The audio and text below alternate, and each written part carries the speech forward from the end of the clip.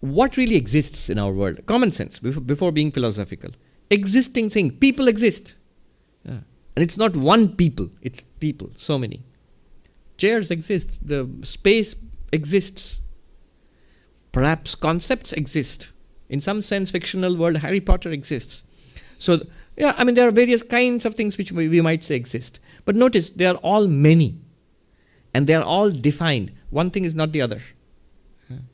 So there are distinctions, and there are separation, and there are multiplicities. That's how we experience existence. But all of this is existing things. They're existents, not existence. So first of all, Plato is right. That one which you're talking about, it cannot be one among many. If you make a catalog of all the real things in this universe, you will never, in that catalog, you'll never find the one. You'll never find Brahman, the thing in itself, being itself. It will not be part of the list. And the 75th thing is Brahman in the catalog. No, you'll never find that. You can't do an audit, you can't do an inventory of things in the universe and come across Brahman. Are we missing Brahman, or you'll always miss Brahman? Now, does that mean Brahman doesn't exist? Well, you're right, it doesn't really. You must be very clear about this. It doesn't exist in the sense we think the things in the world exist. People are looking worried already. No, it doesn't exist in that sense. That's why something like the emptiness concept of Buddhism, Tibetan Buddhism, is very useful in clarifying Advaita Vedanta. Look for your real nature as pure consciousness. You will never ever find it. If you find it, dismiss it immediately, because it's not the reality. It is nothing that you can see or hear or smell or taste or touch. It's nothing that we can conceive of in mind or speak about in language. It's nothing that can be captured in mathematical equations. It's empty. A vast emptiness, a vast nothingness, and yet somehow permeated by a luminosity. This empty luminosity, the Buddhists say it's like the vast blue sky. It's completely empty, yet it's shining. This emptiness is what Advaita Vedanta calls Purnam, the fullness. We call it infinite being, not infinite existence, not existence. It exists only in the sense, now you said language, you say it exists. Isn't it? Aren't you using a verb? It is. An action. True. Again true. This is what Wittgenstein pointed out. The limits of the world are the limits of language. Whatever you can express in language must be part of the world. I was reading this author, Ellenberg. He imagines very beautiful point in that book. It's called The Time of the Magicians or something. He talks about Heidegger, Wittgenstein, Walter Benjamin.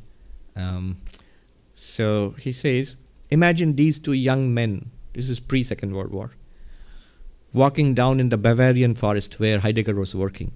He says, Heidegger and Wittgenstein, they're walking by. And Heidegger has an intuition. He calls it isness. He says, it is haunting me, this new idea. And then Heidegger says to Wittgenstein, in that imagined conversation, never happened, he says, isn't existence magical? How it appears. In that dialogue, he says, look, in German it's there. He says, look, here, a tree, a shrub, a rock, there, existence, existence, existence. And Wittgenstein replies to him by saying, again, imagine a conversation, replies to him by saying, yes, but you can't say it. You can't say it. If you say it, you're using language. And you're already making a mistake. You're making that into an existing thing. It's not an existing thing. What do you do with it? Wittgenstein says in the Tractatus, he says, it is the mystical. Whereof we cannot speak, we must remain silent. It's the realm of the mystical. He doesn't deny that there is, again, wrong language. There is such a thing. It's completely wrong language.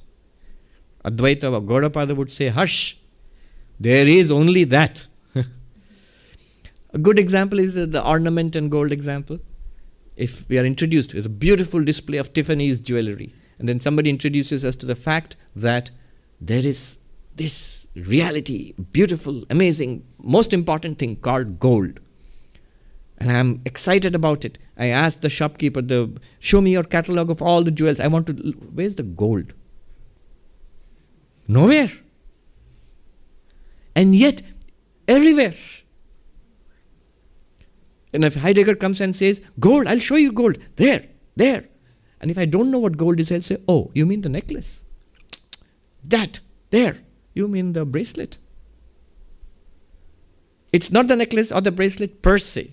But other than it, there is no necklace and bracelet. It's everywhere, but it's in everything, but it is no thing. It's in every ornament, but it's not an ornament.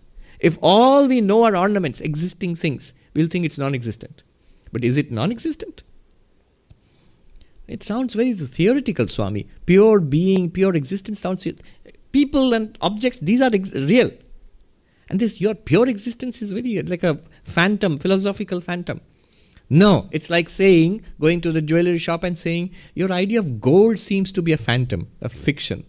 It's the ornaments which are real. Not really. It's the gold which is real. Your ornaments are theoretical. What's an ornament? A name, a form, a use. In that sense.